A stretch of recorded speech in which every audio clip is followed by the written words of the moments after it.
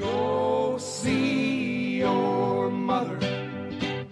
You were only given one. Go see your mother. And you know that you will never have another. Go see your mother. Go see your mom. Welcome to Jewish Boy Calls His Mother. I'm your host, Sadia, and this is my mother, Ima. Hey, Ima. Hello, my sweetness. So I want to hear about your construction project that you got involved yourself in today. Well, it had to do with my steps. They're stone steps. And unfortunately, I used regular salt over the winter and putting it on my steps. And what that does is it really damages the mortar joints. So everything came loose and the whole steps really came apart. And I was just chipping away at bits and pieces, fixing things up. And finally, we had the last piece where it was the top steps. And luckily, I had two great neighbors helping me out, teaching me and showing me how to do work. And so I was able to get everything going. And luckily, it was a success. What's interesting about stuff like that, or like sewing, or any type of project like that, you figure how hard can it be, and you start, and then as you're working, it gets a lot more complicated than what you thought it was going to be. Oh yeah. It's funny because that's exactly what happened to me. I first was like, it's just masonry. It shouldn't be that difficult. I mean, I understand it. It's part of my field. I can comprehend it. Like how hard can it really get? And there's a lot of tips and tricks I wasn't aware of, and a lot of moving pieces that I had to pay attention to. Mm-hmm. But eventually, I got the hold of it. So it worked out. I mean, like I learned a lot, and I figured out how to do the work. And then in the future, I can I understand masonry a little bit more, and I respect the industry a little more. But yeah, it was definitely I enjoyed doing it. I like working with my hands. I like like tomorrow I got to do some more work. I have to take care of the landscaping around my house. I want to mulch, and I have to clean out a bunch of stuff. So it's going to be it's going to be an adventure. What part of the project did you find, was there a particular part that kind of surprised you, that you thought was going to be easy, and it surprised you that there were some steps with it, or some processes that you weren't expecting? Well, I honestly, at this point in time, like I said before, I was working on the steps since winter time, since early spring. There's been a couple of times I'm working on it. So over time, I've gotten better. And I was surprised at the amount of mortar I needed to use. Because what happens is you have to clean out the stones, and you have to take away all the excess mortar that was there originally, because you got to put a new mortar. And then what's the difference between mortar and cement? Or are they the same thing? Is mortar the same? No, there's a difference. I thought it was the same thing. It has to do with the recipe, because mortar and cement and concrete, they all have different recipes that you have to follow.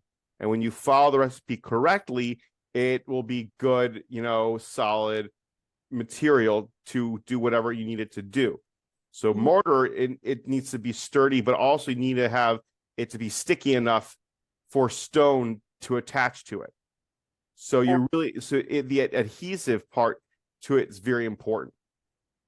So I had to make sure that I used type S, which is usually for stone masonry, and I had all the material, because when my neighbor came by and saw me, because what happened was, at first I was doing the work by myself, and I was breaking apart all the mortar pieces and throwing them in a giant bag of trash, and just going piece by piece and bit by bit, because the way it works as a mason, you stick with one layer at a time.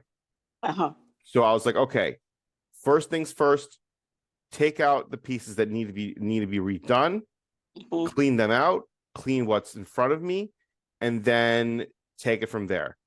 So my neighbor saw me go ahead and clean out the masonry, and he started commenting like, oh, you really seem to be knowing what you're doing, because he saw my tools, he saw what I was up against. Mhm. He's like, hey, look, when you start working on the mortar, come and get me. Oh, So okay.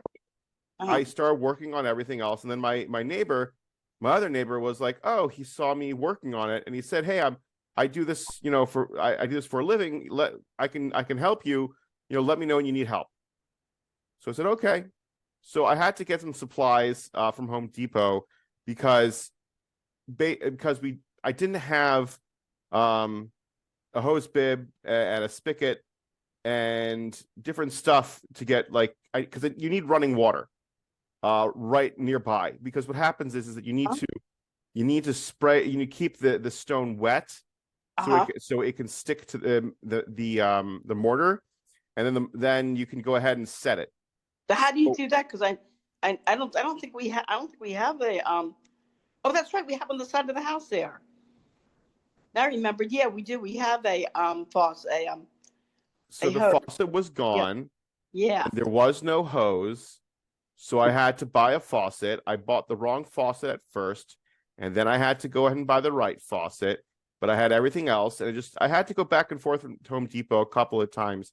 And um, then then my but one neighbor, I got both neighbors to come over and to help me, get everything ready and start.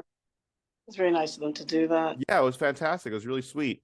Um, and so I started going through everything, and one of the neighbors, Tony, he was really helpful. He showed me some pointers that I wasn't aware of. Um, just basic ways of handling the mortar and understanding, different methods of using the trowel and things like that. So Wow. I was slowly learning, like, oh, do this, do that. So So with the mortar, like with cement, the problem is, the hardening.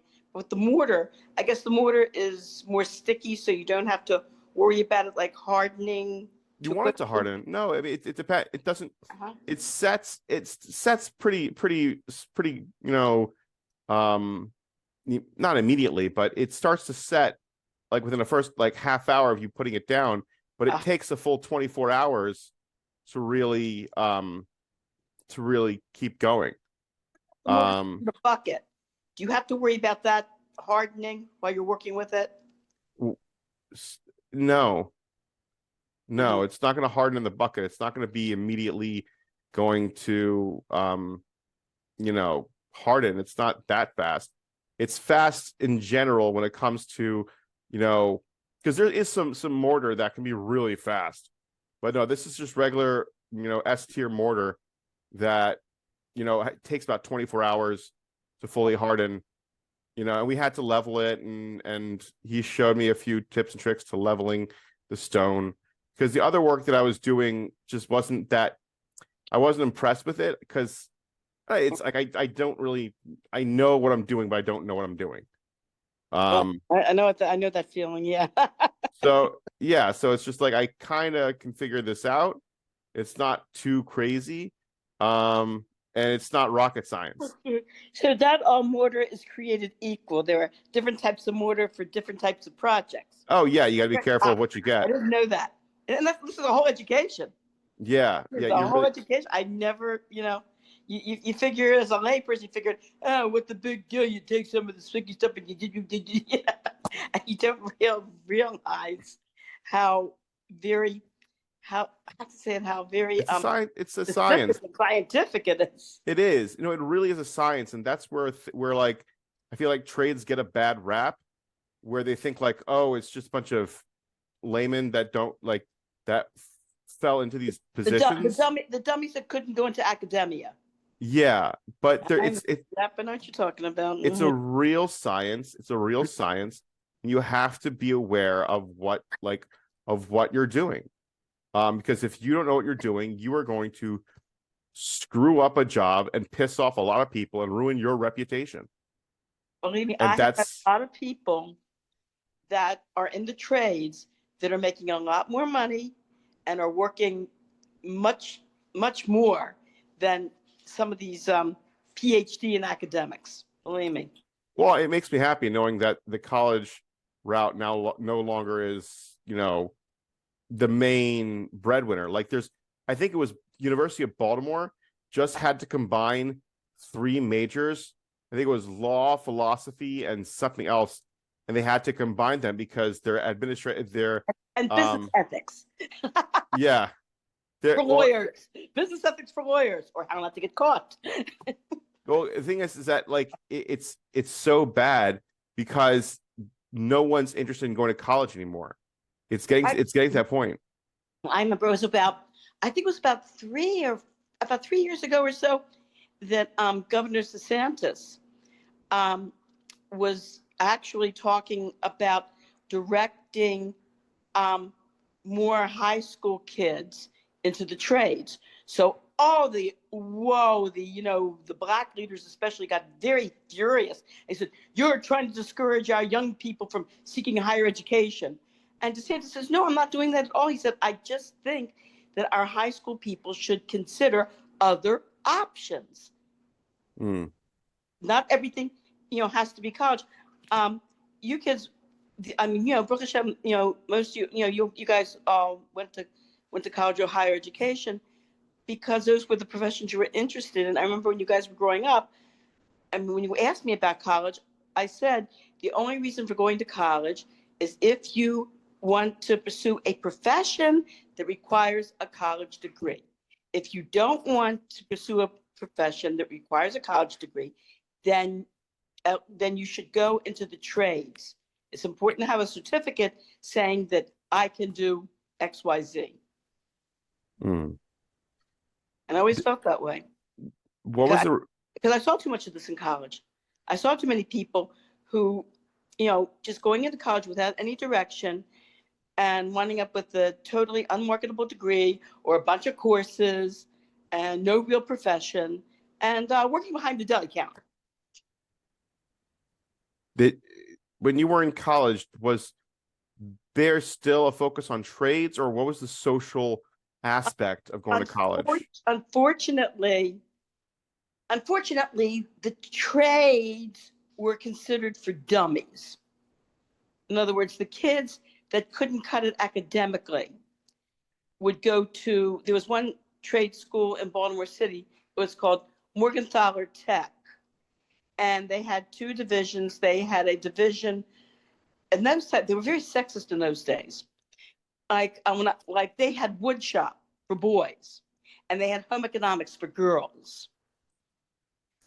And it wasn't until, not in our school, but in Pikesville, where your father went, Mm-hmm. they decided to do an experimental program where they decided to give the girls wood shop and the boys home ec. And guy friends of mine told me that the boys would come in and they would just look up the recipe for cookies. And as the home economics teacher is trying to say, wait a minute, I was trying to direct them to the lesson. She was trying to teach like about how to set the table, maybe, how to measure flour, how to measure this, measure that. These guys just grabbed a bunch of flour and sugar and eggs and shortening and chocolate chips. And they made a whole bunch of chocolate chip cookies and just started eating them. You know, it's funny. With the teacher yelling at them. So today my kid had his first bout of sugar accidentally, because we were very strict in making sure they don't have any sugar. And it was been a success up until today, because what happened was that Ruthie was at her friend's house, and her friend had a 6-year-old girl that was feeding him like little pieces of vegetables and fruits and whatever. She was like, okay, no worries, and she like was continuing her conversation with her friend. All of a sudden, she sees they get really excited, and so she checks and says like, what's going on? And turns out the little girl gave him a cookie, an Oreo cookie. He got really excited and started like signing, please, can I have some more? Can I have some more? And we're like, oh God. But luckily, like we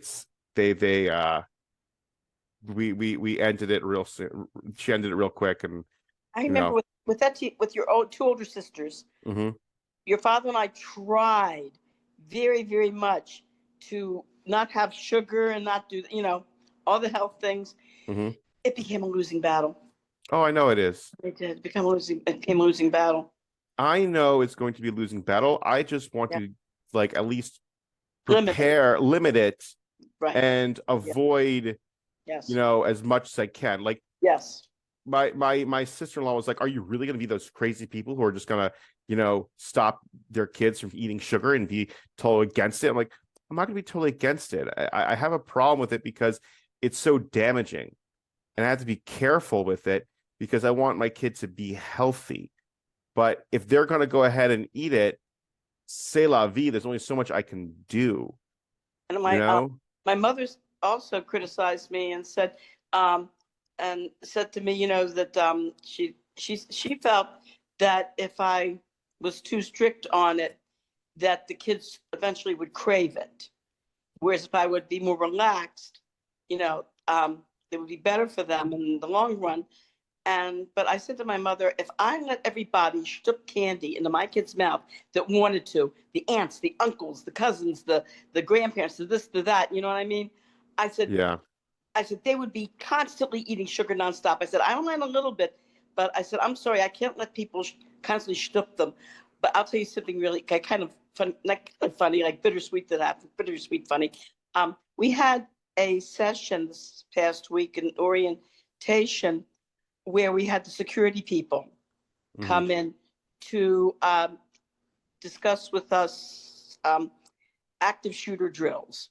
Mhm. Because a lot of the schools now, like in my day, we did air raid drills. Yeah. So this is now they do active shooter drills. And so the security officer was telling us about, you know, locking. We have locks now at the top of the doors. So locking the doors, draw the shades, turn off all the lights. And if you have a bathroom in the classroom, the best thing to do is get all the kids into the bathroom and close the door. Are you sure you want to give this information out? So, but it's out there. I mean, this is part of active shooter drills in general. So everyone knows to use All the the schools, bathrooms to all just. the all the schools are being drilled in this. So, and then he said, now it's important that we keep the kids quiet. He goes, yeah, always keep a bag of lollipops. And when they get in the bathroom, Bradley, give them lollipops because these are little kids. Give them lollipops to keep them quiet.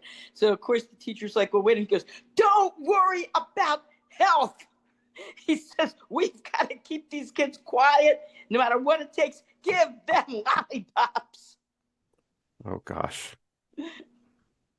Yeah, it's. I saw this. I guess this comment, um, back online, where it was like, in public schools they have these active shooters drills as well, and then they're like, but the active shooter is usually going to be a student who would be familiar with these drills, who would know what to do to, counter them. So why are we doing these drills?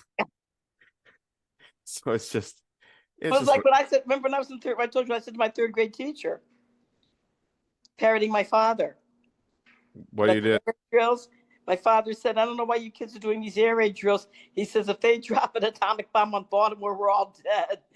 So the teacher was going over the rules for the air raid drill that we were going to have that afternoon. I raised my hand and go, my father says he doesn't know why we're doing these air raid drills because if an atomic bomb drops in Baltimore, we're all dead. So she goes, that might be the case, but we have to do it anyway. But remember what you told me you found? Yeah. About why we had to line up with our heads down? Yeah. They told us it was for our safety. No, you said it was for the body count. Yeah, so it's easier to count the bodies. Oh, gosh. That's why they did it. I wonder what would have happened had they told us the truth about that. It would be chaos. That's the whole point. That's why you lie to them. Ooh, I have a good question, actually. What lies did you tell us when we were kids?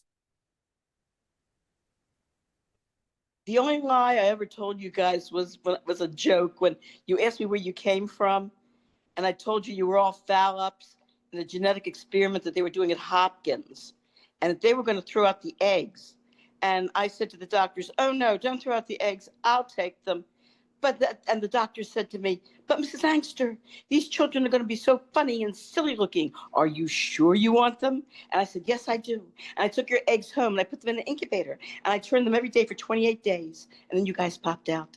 That was the only lie I told you. Of course, it was a joke, but I know. I put two and two together.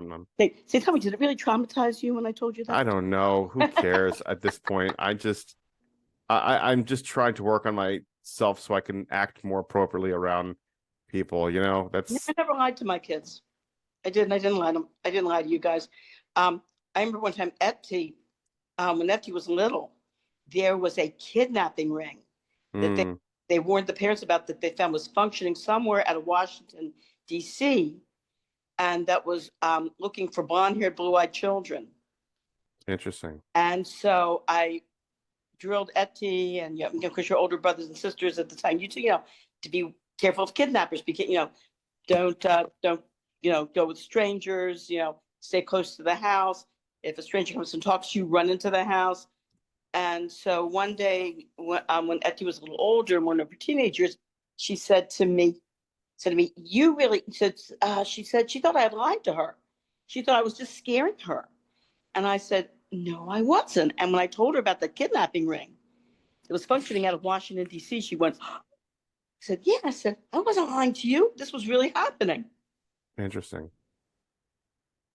Did your parents tell you? Well, of course, the usual, like, don't talk to strangers.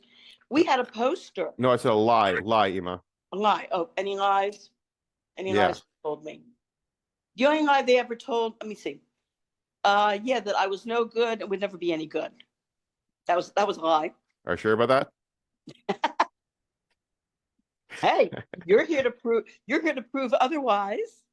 I try. What was it? Darn it. What was that? There was something else I was just thinking about. Oh, darn, about lies. I don't try. I know when it came to kashrus, I was the principal of the conservative temple where I taught Hebrew school,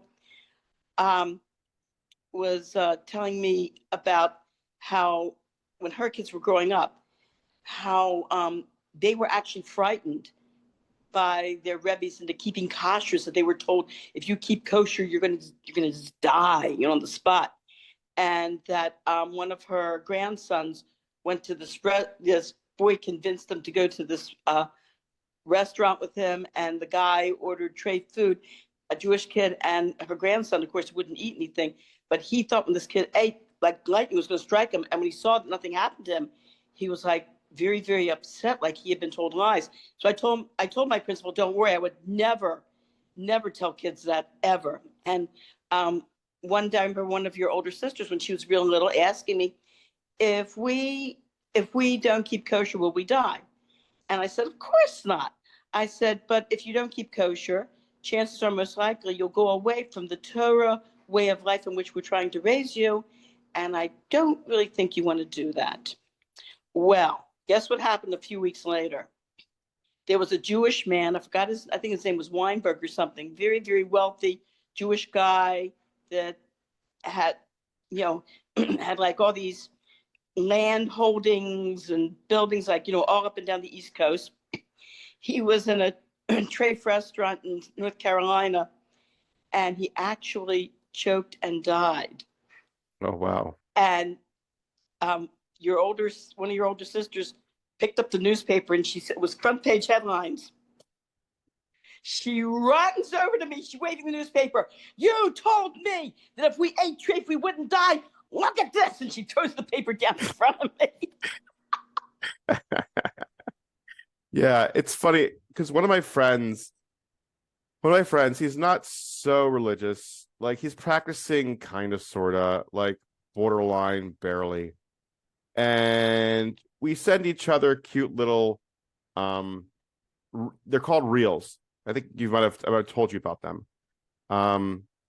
And they're like little, like 30 second to like 1 minute clips.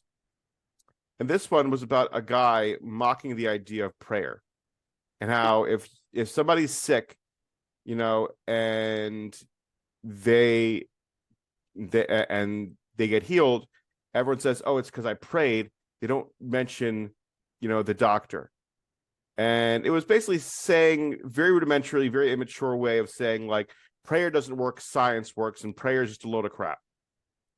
And like, I didn't bother having a conversation with him or talking to him about the video he sent me, because it's just like, what are you gonna do? They're kind of stuck in their own ways, and they're not gonna want to go ahead and be bothered to be convinced. But they don't realize is God works in natural ways, and everyone has their mission. And if the doctor healed you, that's because Hashem sent that doctor to heal you. That was his shaliach. But even if it doesn't work, the whole point is this. Mm-hmm.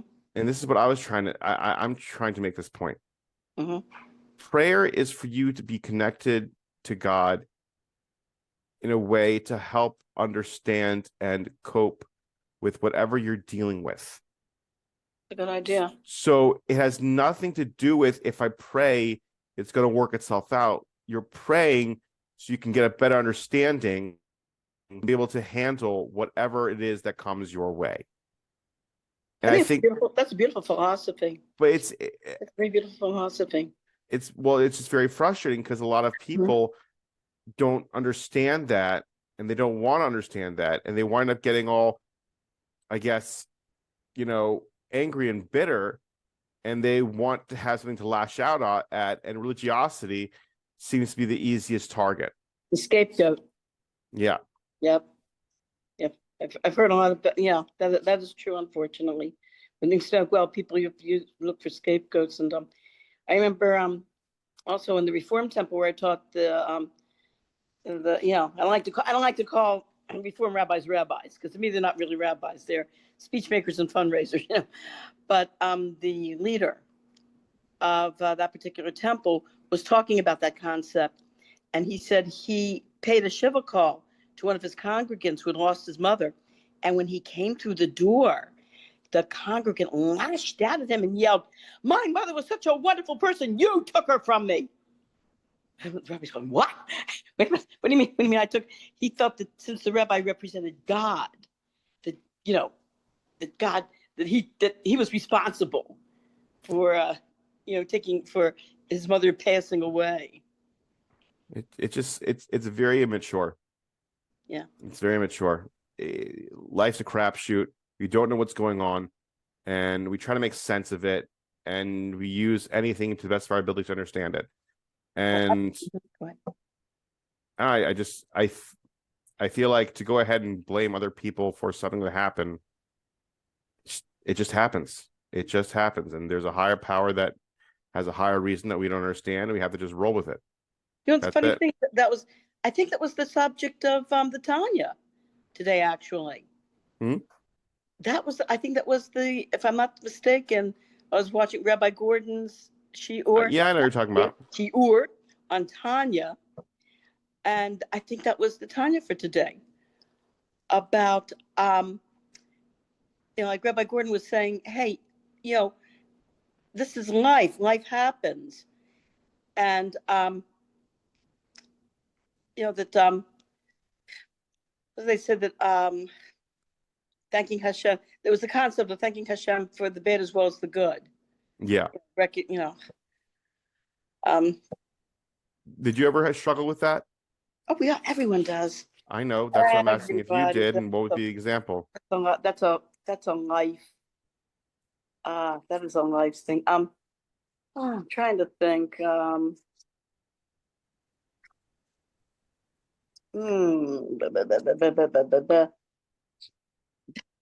It's kind of funny. When women are in labor, they say crazy stuff because you're in the pain just drives you totally insane. And I remember screaming to my nurse midwife, "I keep asking God to help me. Why doesn't he help me? Why doesn't he hear me? I keep asking him to help me." Oh gosh. Why doesn't he hear me? I think that's why they have an extra I think prayer actually about to Oh, no, you have absolve. to give a sacrifice. Is that the sacrifice that women have to bring to the base of Mikdash after giving birth? Yeah, because of all the To things they say atone when they're in labor that they don't mean, because to atone. they're making false promises and false statements. Yeah. Yeah, and then and nowadays it's a quick prayer by what's it called, by when you get an aliyah and shul for davening. You mean Gomel? No, it's not betching gomel. No. It's literally an extra prayer Really? nullifying the woman's comments during labor. I didn't know that. Yeah. That's a new one. I had no idea because I'm in the women's section, and I don't always, in fact, I'll tell you the truth. Usually, during Torah reading is when I catch up on the davening, and the rabbi's drush. Yes. I love I love rabbis to give long drushim. It gives me time to catch up. Yeah, it's great. I say my Tehillim and things like that when the rabbi is giving a speech. Usually I manage to daven Musaf with everybody. It's funny because then they have a whole thing of like, yeah, I some people come up and ask, like if they're new in town, they're like, oh hey, by the way, how long does rabbi speak? We're like half hour. They're like, what? Yeah, that's normally how it goes. Half hour, it's fine. You catch up, you hang out, you do whatever. I have my own system. It's been working. What was the Rabbi Gordon joke about the Oh, Japanese yes, man? yeah. Yes, Japanese man that went to a synagogue with his friend. He wanted to tour it, and then he's always asking like, "What's this?" And like, "That's a proiches." And "What's this?" And "That's Sefer Torah." And "What's that?" Like, "Oh, that's a sitter." And then it gets to the point where the rabbi, stands at the pulpit and takes down his watch and puts it down next to him. And the man asks, "Oh, so what is he doing now?" Like, "What's that?" Like, and the guy responds, "Absolutely nothing." I think he means, what's the meaning of that? What's the meaning of that? Meaning of that? He goes, What's the meaning of that? Yeah. Absolutely nothing. Yeah. Ruthie was talking about how she couldn't stand how like with speeches in general, like when we're at like the Fabrengen or the Kiddush after davening, a guy just talks for hours. Like it's really like probably 10 minutes max, but like no one's interested. Like no one's buying what you're selling. Just get to the point, move on, and that's it. I mean, by the time shul is over, we just want to eat and socialize. That's all we want to do. Yeah, exactly. Stop the speeches. We can eat and talk to our friends for. We've been quiet now for 2 hours. Allegedly. We just eat and talk. Yeah. It Another thing I want to bring about kiddushes. Yeah. I got a complaint. I got to find it. Okay, go ahead. People, and I hope people listening to this, people who go to the table where, especially if you have like a stand-up kiddush, where like a buffet style kiddush, go over to the table, and the proper thing, if you want to talk about some proper etiquette, the proper thing to do, take the food you want on your plate and walk away and go someplace away from the table, sit down at a chair somewhere away from the tables to eat your food. No, they stand there at the table in front of the food eating, and people behind them can't get to the table to take food. Yeah, no, I get that. I get that. Don't stop hanging around the table. Take your food and leave so others can get a chance to get there. It's funny because I remember growing up, obviously I was taught an improper social etiquette of just elbowing your way in and just going right ahead, being the first one to cut the slice of cake, etc. And that's the etiquette for getting on a bus in Israel. I understand, but the point I was trying to make was I started learning more of like, oh, don't do that, wait. And in my head I'm like, oh yeah, because I couldn't stand waiting because people would just be like trying to be super polite and not just go ahead and just butt in, because some guys are like talking for who knows how long for whatever reason it may be. You know what I mean? Mm-hmm. Yeah, no, what you mean. Yeah. And there's a big difference. Talking about like butting in line. That when I was in Israel in 1973. Yeah. When I would go, when I went on to I'd go on buses, and I would start to stand in line and find that I'm getting pushed to the back. You know, the bus is getting further and further away as I'm standing in line longer. And I realized that in the Middle East, everybody just elbows their way, you know, into the bus. You know, doesn't matter. You know, women and children first. Forget it. You know, and in the stores, I would go to a store to buy something. I'm standing waiting to check out, and again, I'm saying, wait a minute. The cash register is getting further and further away, you know. And I realized by the time I finished at the end of the month of living in Israel, I was elbowing my way to the front too. But then when your father and I went back a few years ago, I think we were there in 2010, if I'm not mistaken. Mm-hmm. Yeah, I think it was around 2010, 2012. And I think a lot of I don't know if it's more Americans living there or if the Israelis are becoming more Americanized. But I noticed there wasn't so much of that anymore. Yeah, I remember.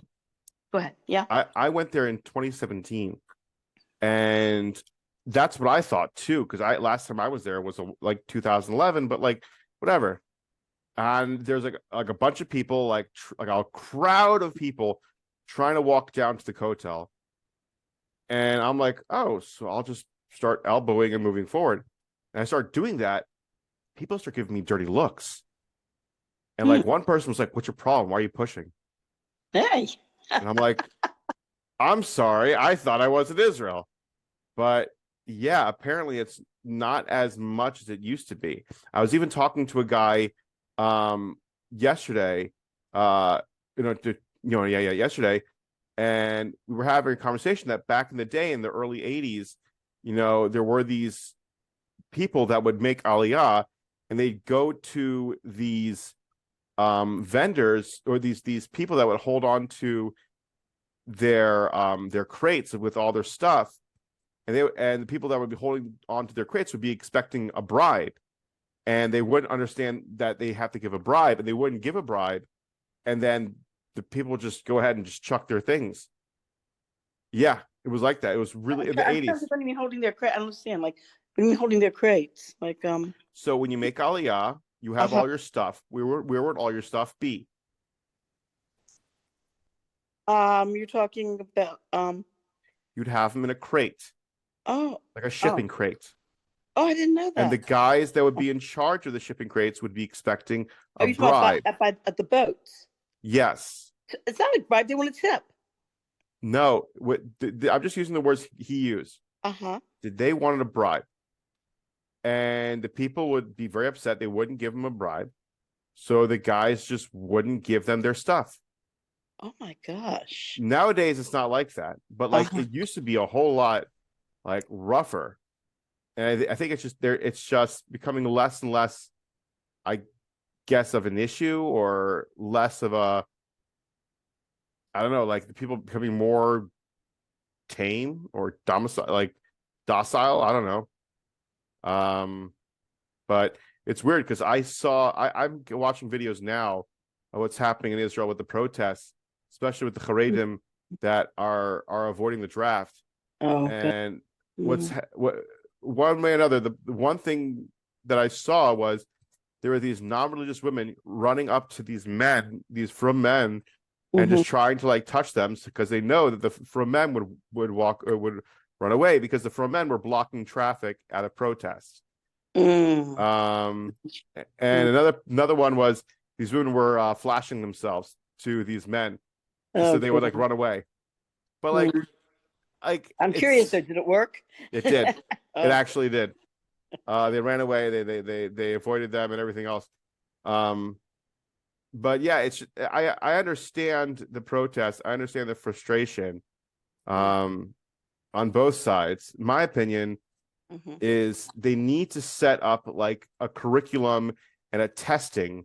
And if you don't pass this test, you're supposed to learn. You're learning Gemara right now. You're learning Bava Metzia. Here's a test on this Amud. You're learning. If you don't pass test 3 times, you fail 3 times. You don't get a C average or higher. You're drafted. You know, I think that's what they should implement. That's my opinion. Because I think it's important to learn. I think it's important for Eretz Yisrael, but it's also important for them to go ahead and be like, hey, you shouldn't dilly-dally. You should take this seriously, because there's some people there that don't take learning seriously, and they kind of swindle the system. Oh yeah. I know exactly what you're talking about. Yeah.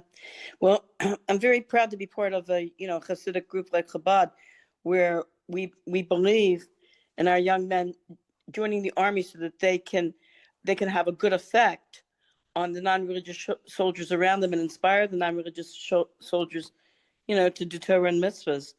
And it's a pity that, I mean, That's another episode of Jewish Boy Calls His Mother. Thanks for listening to us kvetch, reminisce, and of course, get a little motherly advice along the way. If you enjoyed this episode, don't forget to subscribe, leave a review, and share with your favorite Jewish mother or anyone who needs a little guilt in their life. Got a story, question, or just want to say hi? Send us a message. I'd love to hear from you. Until next time, call your mother. She worries.